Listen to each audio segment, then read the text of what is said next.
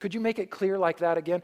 God had used a bus accident in my life. I've shared this story where my legs were broken and shattered, and I had screws and plates and rods and skin grafts on my right and left leg. I said, God, through all of that, you made it clear you wanted me in ministry. Could you make it clear again like you did then?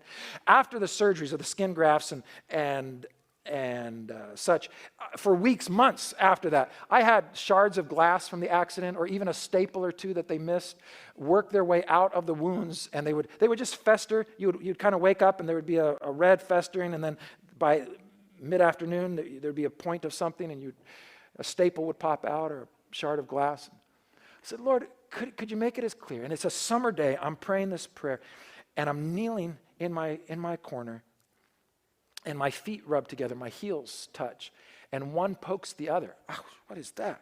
I look down, and my skin graft on my left leg has festered 17 years later.